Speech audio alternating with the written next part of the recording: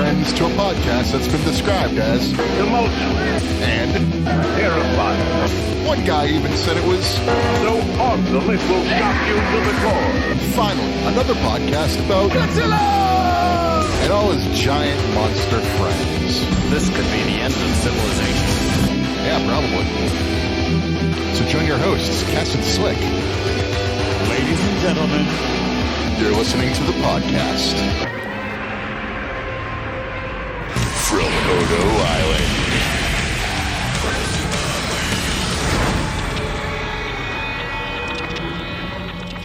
Welcome to the podcast from Odo Island. Follow us on the internet at Odo Island Pod.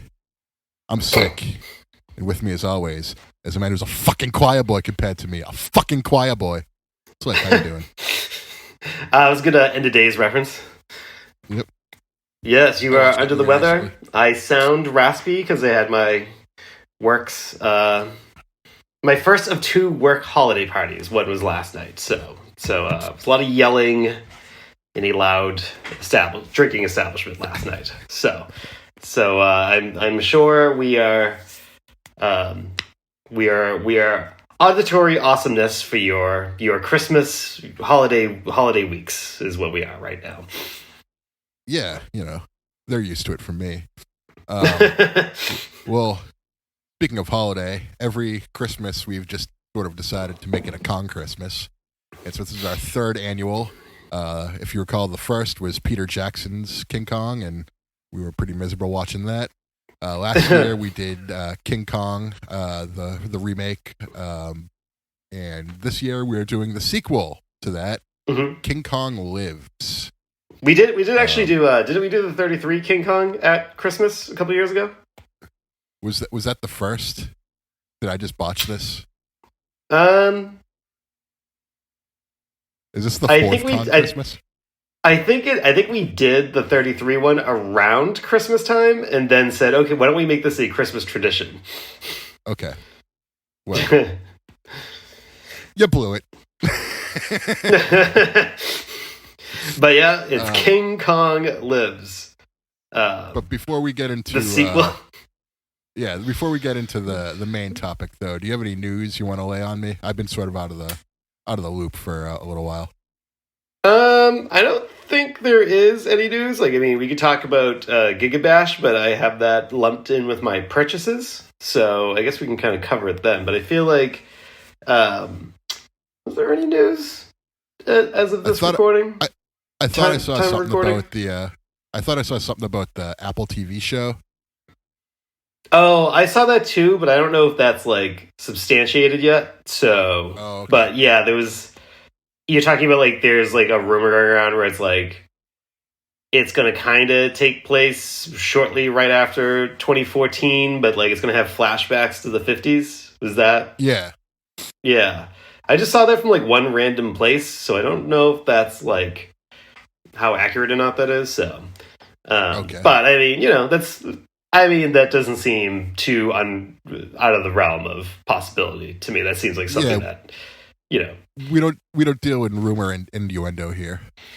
That's right. We need a double confirmation before we report it to keep our integrity up. So, but I can report that Sasha Banks is indeed out of her WWE contract and signed with New Japan in some capacity.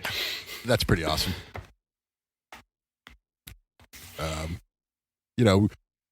Behind the scenes, look at that. We used to watch her wrestle at an Elks Lodge down the street before she went to WWE.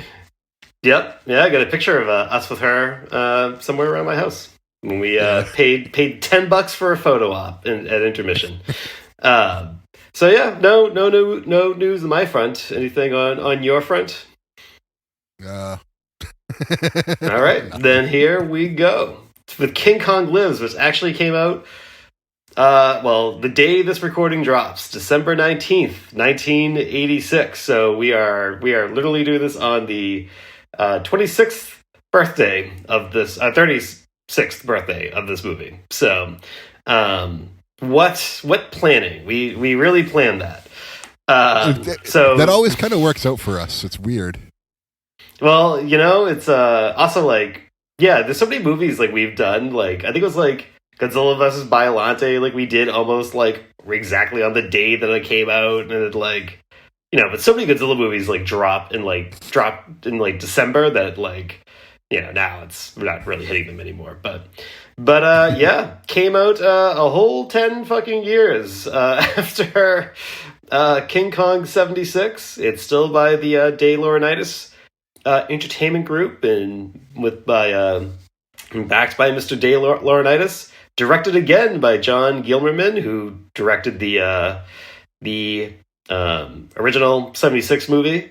There's a Famicom game loosely based on this movie that I have that's actually kind of fun. It's kind of plays a little bit like Legend of Zelda, even to the point where it steals the dungeon music and uses that at certain points of the game, which is funny because it's a Konami game. There's also another game for another system that escapes me that's based on this movie, but I don't have it, so whatever. So not much, too much in the way of table setting here. I mean, it was a box office bomb, a critical bomb. It was a film that was nominated for 1 Razzie Award for Worst Visual Effects, and one of the actors in the movie, Peter Goetz, noted that he received a residual check of 12 cents from the movie at one point in time, and framed it and never cashed it. So there you go. There's your background on this year's holiday movie, King Kong Lives. I understand where he's coming from with that. I got a check from the state that I live in for like tax returns, whatever. They're like, "Oh, we overcharged you, so here's your back pay." It was like 32 cents. It's just like, I don't need this. Fantastic. So the movie starts. Kong's not dead, just sleeping, just resting for 10 years. Yep, and they are bemoaning how it's like they try to give him these blood transfusions to try to keep him alive so they can give him like an artificial heart, and they're just kind of like, he's been in a coma for too long. And then one of our main protagonists, who I think we'll just keep referring to him as Indy, as you suggested throughout the movie, because I forget the actual character's name, but they do kind of refer to him as like Indiana Jones throughout the movie. If we're calling him Indy, we have to call the doctor Sarah Connor. yeah. Linda. I was surprised Linda Hamilton was in this movie. That was like, I was a little jolt to the senses. Coming off her The Terminator success. So he's just on an island, and just conveniently for both the plot and the movie, he's just on an island with a Lady Kong, and it's a Lady Kong because they gave it boobs. Yep. Really weird, really, really distracting, really weird. I don't quite know what to make of that. And so they decide that, he kind of starts off as like a dick. I mean, most of this movie, like all the bad stuff that happens in this movie, like it's his fault, and he doesn't really have like a redemption arc. He just kind of changes his tone from like one scene to the next. Like at the beginning of the movie, he's like basically like, trying to negotiate like a high price to bring Lady Kong to the university where they're trying to save Kong, and he's like kind of like a dick about the whole thing. And he's like, all right, well, now we're just going to like tranquilize Lady Kong and, ship her. And they do it with no drama and no confrontation whatsoever. Well, that's not true. He gets sexually rejected by Sarah Connor, and that's what sort of changes his tone. Because he's like, oh, I have to be like a sensitive man now. Wasn't he like already kind of like feeling bad? I don't know. He's hitting on her, and she's having none of it. So that's when he like changes. She, right. Like, rejects him. Oh, that's right. When they first kind of get back to like the mainland, and he's got yeah. So So now they perform this transfusion. Kong gets a giant artificial heart, which I like how they infuse some phony drama in by having like them almost drop the heart at one point, because that's where we need to insert some artificial tension, is with this open heart surgery, just randomly dropping the heart. But that is quickly. I like how they said that they forgotten. only needed the blood transfusion because they didn't do this a year ago. And it's just like, well, why didn't you do it a year ago? Oh, because the heart didn't work. So now that you got the heart to work, it's like, oh, but now we need blood. It makes no sense. So, speaking of things that then don't make sense, they decided to put Lady Kong like in this giant aircraft carrier. I think this is probably both our favorite segments in the movie, right? This like aircraft carrier thing that they kind of have, or 10,000%. like where they have like Lady Kong like chained up and like the like feeding her like tranquilized fruits and stuff, and then like Kong ultimately like wakes up and just instinctively knows to go there to try to rescue her, right? This is like probably both of our favorite segments of the movie, I think, right? So the best part of this movie is when Indiana Jones, like quote unquote Indiana Jones, his name is Mitch. He jumps up on one of the tractors. There's like a bunch of tractors in this warehouse, and they're all trying to do something with the Lady Kong. And he like jumps up and kicks this guy in the back of the head. And then like the very next scene, like definitely puts him in the concussion protocol. He's not playing this week. Then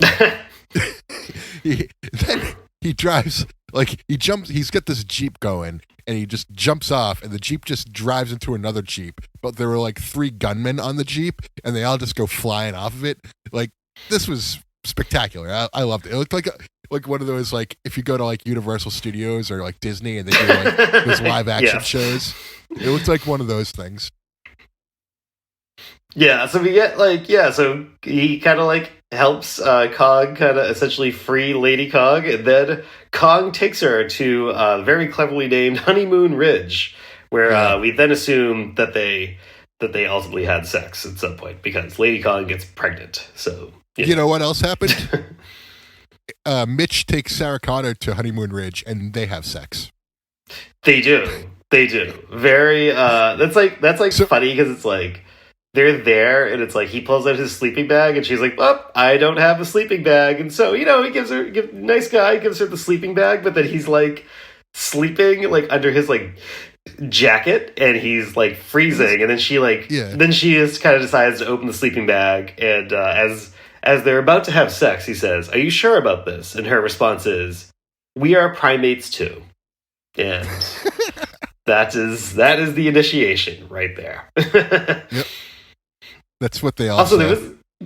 Every time I've ever made it, that's what the girl has said to me. And then also there's a part here too where it's like I think like Lady Kong is like like doing the whole like eating bugs like off Kong, like ticks and shit off like Kong's back.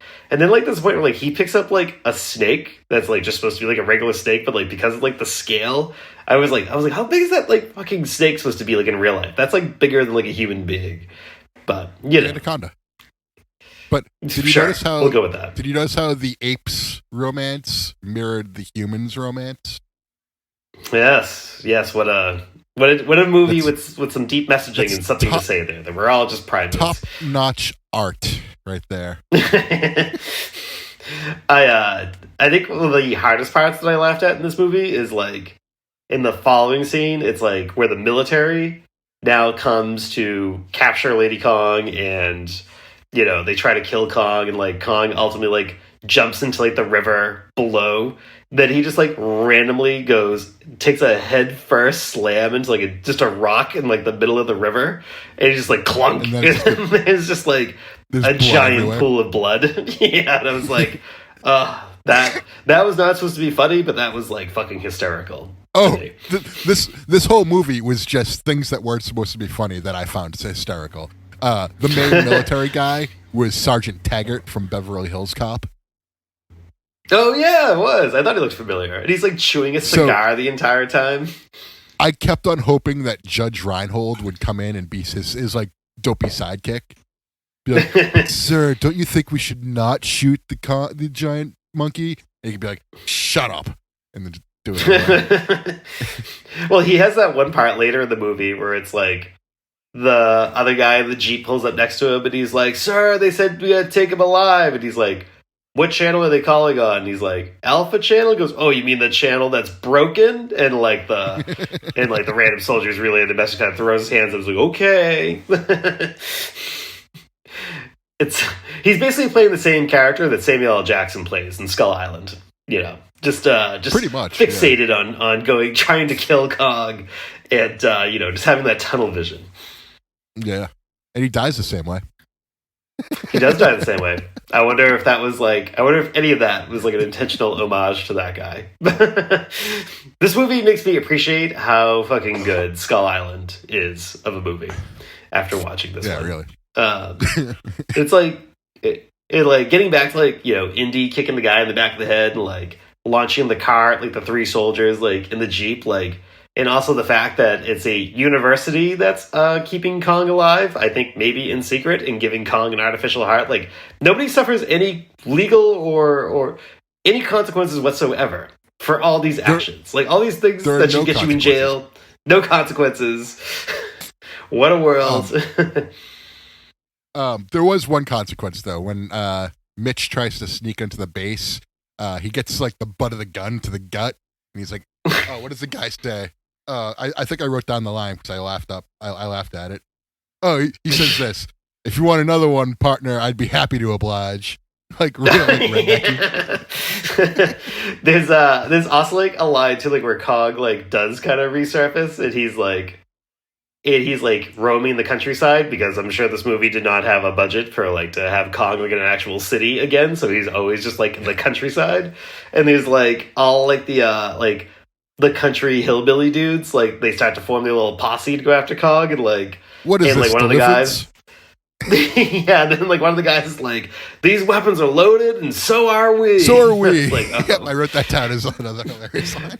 And I think it's like the guy who's wearing like an NRA hat too. It's like, but they somehow succeed in like trapping Kong like in a landslide, and then they decide to have like a campfire in front of him. Yeah, and then they like try to burn him. They tried to burn that ape. And then we get like Kong breaks out, and it was like, I did laugh when he grabs like one of the guys and just breaks. It's like a doll, and he just snaps it in half, and I was like, yeah, all right, that was like, did not like look good, but that was funny. That was no, and then he eats the other guy. Fine. Yeah, then he eats the other guy. Then he picks his hat out of his like teeth. By the way, going for the really obvious no blood gags. in any of this. Yeah, no blood in any of this. By the way, it was just like snapped in half. Nope, nothing. No blood. Eaten. No blood in his mouth. No blood in the hat. No blood anywhere. Yeah, well, I think it's had a PG-13 rating, which apparently meant you could show boobs in the 80s, but I guess you probably had to limit that blood. Because, really, but only 8 boobs, because Linda Hamilton does get naked at a certain point, but she puts her back to the camera. No, there's a full, well, it's a very quick shot, but she is revealed topless from the front when she's getting out of the sleeping bag. And I was like kind of surprised. I was like, that's right. I forgot. Yeah. PG-13. I was like, this is fucking PG-13. I was like, we grew up in the 80s, and I don't like ever remember nudity like in PG-13 movies. But I don't know. Apparently, watching this movie, the 80s were just wild. So no consequences for anything. Just a lawless decade. But we were like 5. Hedonist decade. Yeah, well, we were like 6 by the time the decade ended, so whatever. What else that happens there? They they learn that Lady Kong is pregnant. I just watched this movie like 3 days ago, and I don't even remember how they broke Lady Kong out. So she's in that silo in the military base, and Kong attacks the military base, and they sneak in on the other side where it's dead quiet. You can't hear anything, just like that Game of Thrones big battle scene when Arya's in the library and there's no noise at all. So they sneak in and they bust her out. And Lady Kong remembers Mitch, and she has like a crush on Mitch. So she like takes Mitch with her. Yeah. I forgot about like that weird dynamic that is like brought up at the beginning of the movie and then like at like the end of the movie randomly. Yeah. So Lady Kong like grabs onto Mitch, and then regular Kong, Man Kong, like gets Lady Kong out of the silo, but she still has Mitch with her. So they go to like a barn where she gives birth to a human-sized baby, which makes 0 sense because they're much larger than that. Like to scale, a baby would probably be like the size of like a bus. Yes. And then we get the big climatic showdown between Kong and the military, and it's a lot of Kong picking up toy tanks and jeeps and just slamming them down. Yep. Just a lot of that. A lot of throwing toys around and Kong getting shot up, and yeah. And the general guy then conveniently crawls into a nearby graveyard, a small graveyard that's right there. And then when Kong smashes him with his fist, he's like, it cuts to a shot of like his legs just sticking out the ground because Kong has pounded him into the ground of this small graveyard. Yes. Just a fitting way to kind of, I like how like you kill the villain with like a visual gag like that. Hey, the same thing happened in the other movie too, where what's his name? The guy from Boardwalk Empire when he confronts the Skullcrawler. No, in the Leonidas movie, the 76 one, where he gets pounded to the ground and his hat's there. Oh, that's right. I forgot about that. Okay, so I guess it's like the same totally thing. just the same. And then Kong dies looking at his child. His bitter, adult little male-sized bittersweet child. Yes. And then whatever, bittersweet ending, I guess. You know, Lady Kong and the baby go. Yeah, Lady Kong and the baby go on Mitch's land that he bought to live out their days happily together. Yeah, you know, you had all the possibilities there to continue that timeline with that young Kong growing up. Maybe that's I was gonna say maybe that's the Kong in Skull Island, but that doesn't make any sense. So never mind. Nope. Can't even try to joke my way through that one. So that was a trip through this movie. Wait, actually, we didn't even get into this. Have you seen this movie before? Yeah, when I was a little kid. Yeah, I think I had just seen clips of this movie. I didn't see it since I was probably like 5 or 6. Yeah, I don't know if I've ever seen it the whole way through prior to this, but I remember like I read about it on like there was this website. It was a funny website. It did like all these like bad movie reviews, and I remember like that was my first exposure to this movie. I was like reading it on that. It was like bmovie.net or something like that, and it was like a really well written, funny articles like reviewing these movies. I just remember I was like, I didn't even know there was a sequel to that 76 movie, and that was how I learned about it. What did you think of the suits in this movie, especially compared to 76? Honestly, like, it surprises me that this movie was up for a Razzie for bad special effects, because I didn't think they were all that bad. Really? I thought the Kong suit like looked like something straight out of like a costume shop to me. But I don't know. Just to me, it didn't look that bad visually. Anyway, yeah, it was weird that they gave like Lady Kong like kind of like a pink like mohawk like on the top of her head. But yeah, I don't know.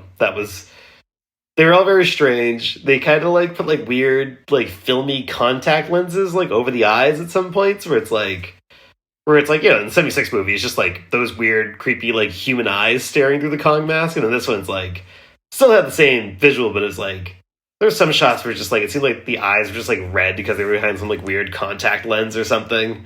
Just it like didn't look as good, I thought, as the 76 one looked. That's fine. But I look back into like the 80s and I remember some like really bad special effects stuff going on at that point in time. Yeah.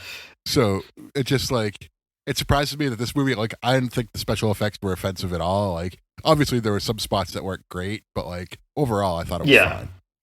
The budget was really small for this movie too. Yeah. So I feel like it was like appropriate for its budget. I think they probably did the right thing by saving money by like not having them go into a city for the most part. Like, don't have to build a whole miniature city set or anything like that. But yeah. But King Kong lives. Anything else to say before we rank this movie? This is one of those movies where, like, I've heard nothing but bad things going into it, and I haven't seen it in forever, so I was expecting it to be terrible, but like, it kind of crossed the threshold into like being so cheesy and like such like a product of its time that I actually kind of wound up liking it. Okay. Like, don't get me wrong. Like, it was not like high cinema or anything like that. It was not movie of the year. Like, I look back in the 80s and I'm like, yeah, Terminator, RoboCop. Like, those are the movies I love. Like, this does not fall into that category. This is more in like the Howard the Duck category, where it's like it's so dumb it kind of works. Yeah. Well, I did not. I went to this movie, same thing, always hearing about how bad it is, and I walked out of the movie going, those people were right. Those people were 100% right. It just, you know what it actually kind of reminded me of? Like, in the way that, like there's not, like, a lot of, like, coherent flowing. It's kind of like you're going from, like, scene to scene to scene, and, like, it kind of missed, it didn't, like, have scenes that kind of, like, set up or transition to the other scenes. Like, things just kind of happen, right? And that was like how I felt about like Rise of Skywalker, and I feel like this is like the Rise of Skywalker of King Kong movies in my mind. It's like things just kind of go like from shot to shot to shot, but like how you get there isn't like really explained, or at least like it's kind of like don't worry about it. And I feel like I feel like we're both about to make the same joke, but I'll let you do it. Somehow, King Kong is back.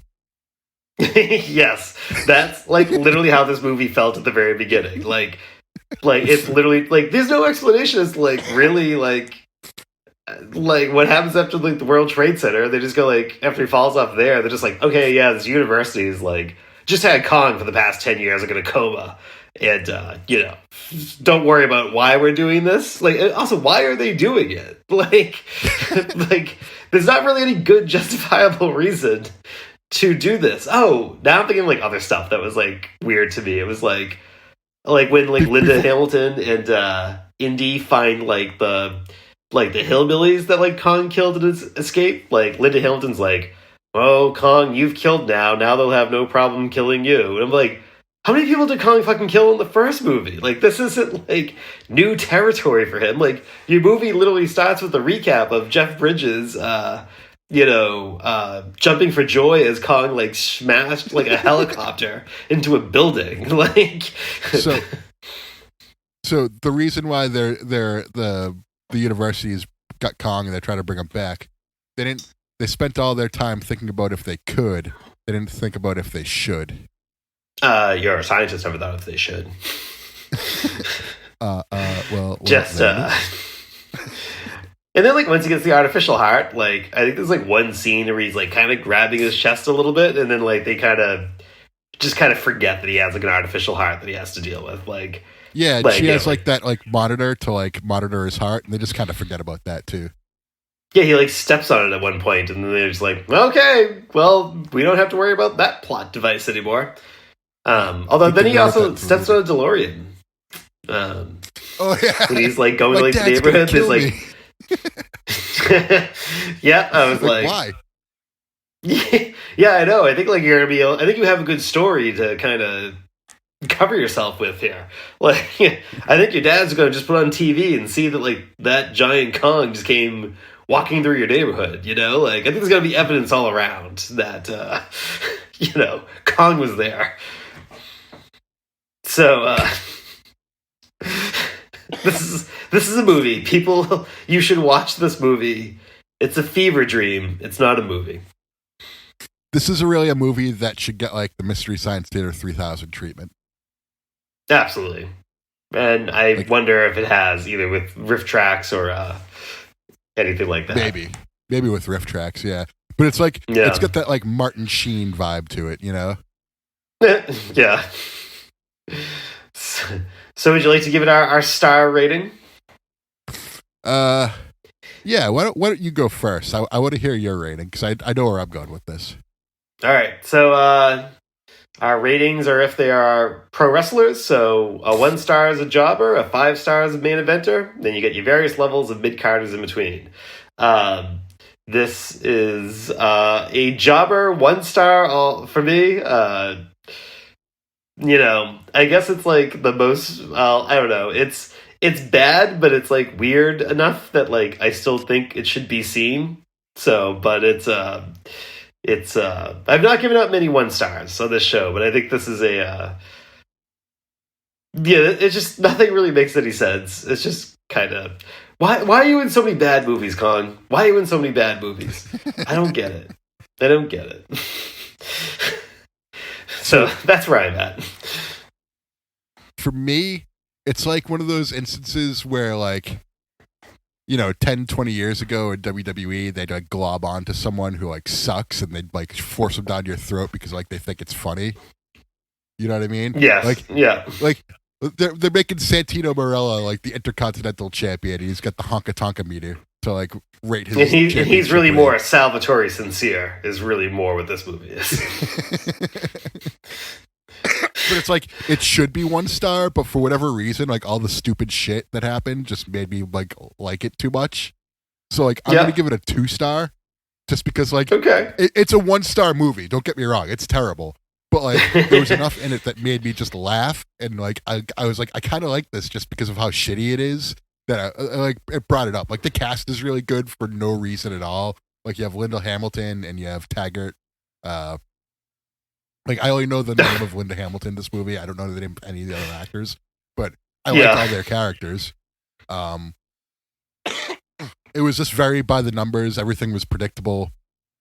Like the romances mirrored each other at Honeymoon Peak or whatever it was called. Just it's so bad it's good. Like 2. Yeah, I'm going 2. Oh, I'm still gonna keep it a 1 star, but it almost bumps up to a 2 star just for the part where like they walk into like the cocktail party and like Indy's like in like conversation with somebody and he just goes, turns out that's their word for mule. I was like I'm a sucker for like those like those gags. Like every time like I'm being the elite when they were like, so I said that's a nice ski mask. ski mask. Like, I do always laugh at like that gag where you just get the punchline, but you're left to your imagination about the rest of the joke. So, but still not Make him enough say, to bump it up for me. So, well, another Kong Christmas movie down. Oh So boy. between Peter Jackson's 76 and this one, which one is the best? 76, I guess. Oh no, I'm going this one all the way. Yeah, God, it's hard. I mean, the Peter Jackson one is just so long and just so bloated, and I feel like just misses the mark on so many things that make Kong. Not that like either of these movies really nail it, but yeah, I don't know. Like they're all, yeah, I don't know. King Kong 76 has the dude, has the Big Lebowski, so And I'm wearing his jacket right now. So So, yeah. I mean, I guess it's like a coin toss between King Kong Lives and Kong 76. Ugh. I'm going this one all the way. I'm going. King I think Kong I'm gonna go I think I'm gonna go 76, but like barely. Barely. Sorry for coughing so much. Like I said, I am sick. But yeah, that's our audio review of King Kong Lives. As I said to you after you watched it, you've heard it. You can't unhear it. Yep.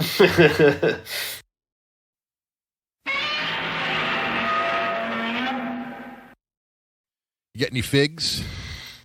No figures, but things. Got stuff and things. Did you get any You get some figures? things. got some things. No. I've been sick for the past few days, so I haven't been going out. And over the weekend, I went to New Hampshire, so I wasn't really around, so I didn't really do any hunting. I did go out today, though, because I needed to get some medicine, and I couldn't find anything worthwhile. They had the Godzilla Terrestris Playmates figures back in stock, but other than that, it was all the same old. Yeah. So I got a few things. I got the Godzilla Battle Line acrylic keychain that I ordered for no good reason back on Godzilla Day because I just ended up with some Godzilla Battle Line stickers with my order. That came in, and I just hung it on the wall. So, get more Godzilla Battle Line merchandise. But two kaiju and Godzilla related video game purchases this week. So there's a game that's been out for a while on PC called Kaiju Wars, which is kind of like a real-time, or not kinda, it is a real-time strategy game. It's got like a little bit like tongue-in-cheek humor. It's kind of like an indie developed game, but it's it's very much like what Godzilla 2 for the NES should have been if kind of done right. Very similar sort of idea. You have these various military bases that you use to deploy resources and defend certain objectives as kaiju invade. I haven't gotten too far into it. I played a couple hours of it. It seems like a very I like real-time strategy games. I think it's kind of if you like real-time strategy games and you like the kaiju aesthetic, I think this is worth checking out. It's pretty cheap. It used to just be on PC. It's on PlayStation now. I don't know if it's on Xbox or not. But, I would say if you're not a fan of real-time strategy games, probably, isn't going to be that thrilling to you. There's a story that goes through it that has little kind of winks and nods and references to other kaiju movies. There's right off the bat, there's a Plan 9 from Outer Space joke. But a thing that's kind of interesting to me is when you first turn on the game, your the menu, you can choose either play the game or options or whatever. It's kind of in this conference room. There's a whole bunch of TVs on the wall, and they're all playing clips from Showa Gamera movies, and I think Yongari is in there, and there's a clip which I think is from Conga or Ape, which I think ultimately we'll have to do at some point for Kong Christmas. And it's and I was are these things public? There's no license with Gamera. Gamera's not in the game, but these clips of Gamera are just playing on the TV in the background. I'm like, are those movies public domain or something like that? You can get away with that? But whatever. It struck me as a little cool little thing that they got away with. But yeah, again, worth checking out if you like real-time strategy games. It's not it's pretty fun. I enjoy it. I think I'm going to kind of keep chipping away at it. That's why I like it with these games. I don't have to I don't feel compelled to beat them all in one sitting. I can just kind of, pick it up, play a level or two, feel satisfied that I used my brain, and then and put them down. So, worth checking out. I'll have a more fuller review some other day. But Okay. But I think Giga Bash is probably the big, video game purchase of the episode or the week. I forget, is this on Game Pass, or did you buy it on Xbox at all? I haven't even looked. Yeah. When I've been playing video games, it's been Gears of War, or I just picked up Skyward Sword HD on my Switch again this week, so I've been playing that. Cool. But other than that, no, I am playing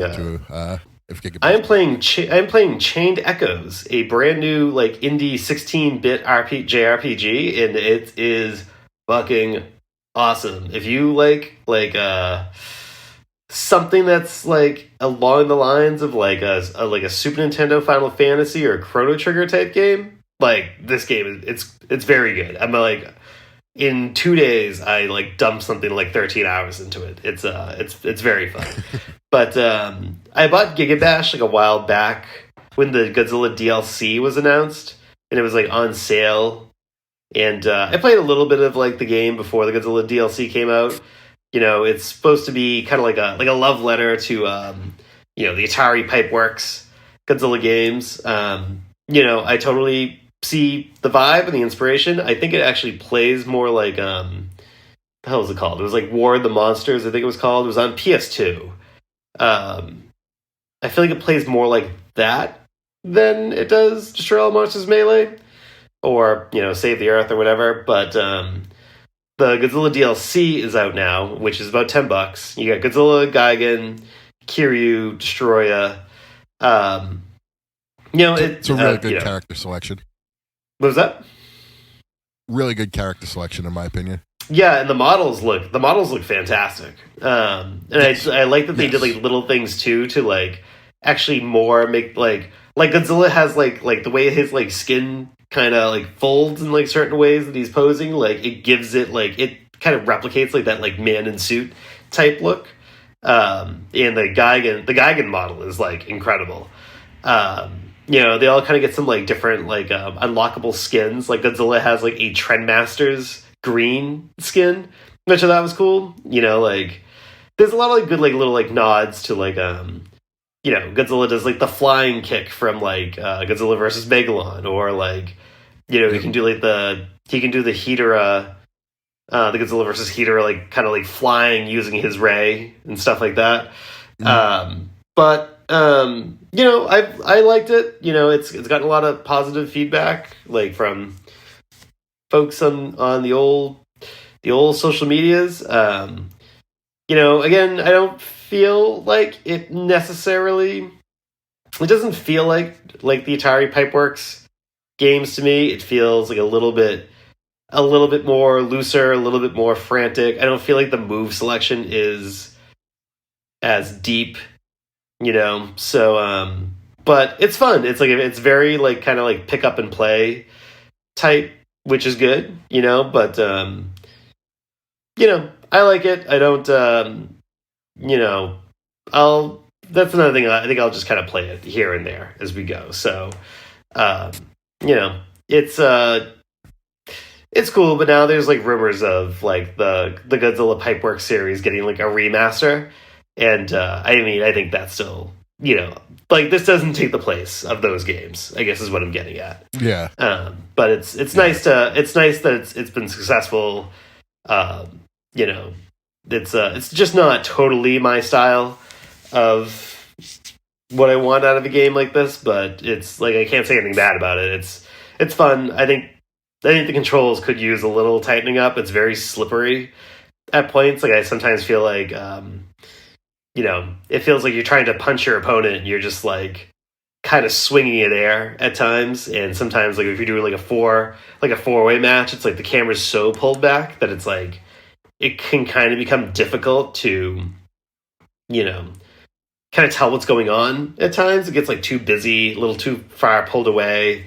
And it's more aerial than I feel like the Atari Pipeworks games were like angled a little bit better. And like you always kind of felt like, you know, everything had weight and mass, it felt like, and I felt like it was easier to see when, you know, contact was being made. But no, it's cool. You know, I'm glad. That was sort of I'm glad like Godzilla's in a fighting game. That was sort of like the one good thing about the PS4 game, was that like everything felt super heavy. Yeah. Like every character was just like slow and prodding. Yeah. Like I've seen like the visuals for this, and it definitely seems like super fast paced. It's almost like it reminds me of SmackDown Here Comes the Pain, where everything's like super fast and you have to like, you can't blink or else you miss something. Yeah. It's a very busy game visually. Yeah. It's funny you mentioned like the PS4 game, because like after I played a little bit of Gigabash, I was like, I want to go back and play that. Like, I'll always say, like, for better or for worse, it is the perfect 90s kaiju Godzilla movie simulator, for better or for worse. But like, you know, I was having trouble getting into online matches into Gigabash. Like, I would go periods like where I just couldn't find a game in the lobby. And then that PlayStation 4 game, though, you go online. There's still people just still playing it to this day online, and you know that's a difficult game to play online because, like, you know, it's you don't have a block function in the PS4 game, and so like a lot of it is kind of like it's just like the '90s movies. You're kind of in these like weird like beam battles with like your opponent. It's very like. It's not fast paced. Like if you try to make it fast paced, you're just gonna get your ass whipped. So you know, it's a very stressful experience. So, but we'll do like a full episode on that some other day. So that was my stuff. Cool. I didn't get anything again. I'm not really good for this segment, you know. Sometimes I'll get stuff. Sometimes I won't. You know, I won't. Well, it kind of you know, I think looking ahead, you know, not planning this offline, but I guess planning it online. I was wondering if maybe our next episode could be one of the topics that I kind of threw out in our group chat, our chat of you and I, where maybe next episode we discuss we pick each of our 3 favorite kaiju fights and discuss them. Okay. It's a good. I would like to discuss Troll, the new Netflix movie, at some point. It doesn't have to be immediate, but yeah, I just want to throw that out there. I have seen that. I watched it the night it came out, and I have opinions on it. I've seen some people say they loved it. I have seen some people say the exact same thing about how I feel about it. Which I won't reveal yet. It's already been greenlit for a sequel, hasn't it? I think they teased a sequel at the end, and it's been very successful. It's like their most successful non-English speaking movie or foreign film, I guess you could say. So it's getting good numbers and it's getting positive reviews for the most part. So it's all things point to a sequel coming. But it's Netflix, so who knows? Right, yeah. I feel like Netflix is like one bad quarter away from just like not existing anymore. It's so weird. Well, it's like they swing so aggressively. They're pretty cash like positive, so like I think they could go several quarters without turning a profit and be okay. HBO Max has been the real like questionable one because they were doing really well, and then all of a sudden they were just kind of like, let's tank it. Yeah, so weird. I don't get it. But then what's cool is that after the kaiju fighting episode, then we're gonna have an opportunity to do a topical and relevant episode on Shin Ultraman. That's kind of exciting. Oh no, I'm looking forward to that one. But I'm cool with doing fights. Yep. I'll have to go into the Criterion collection and start rewatching some stuff and pick out what I liked. I already know what my number 1 is. I have not actually settled on what my 2 and 3 could be. I have to think about it. I think I know what your number 1 is, and that's cool. I know what my number 1 is because I mean, it was the greatest thing ever. Yeah, I gotta really think that one through. But yeah, I think I got my 1 and 2 right in the pocket. I don't know what my number 3 is going to be. We're all picking Godzilla versus Megagears. Is what we're all picking. That was not what I had in mind. It's going to be the airport battle in Godzilla 2014. That's what's going to be. Oh, you've seen it? What happened? It's playing on a little TV in the background, and then I like how people found like more footage of like what's being used like on like that like little TV screen, and it was just like, why didn't you just have these clips like there? You know, why have them on TV? Why not just show this? But whatever. Because the filmmakers hate us. So yeah, well that does it. So may your holidays be be bright and merry, or something like that. Yeah. Happy holidays from the podcast from Odo Island. Do you want anything to say to listener as we head off to the new year? Ho, ho, ho. I can be king at any price.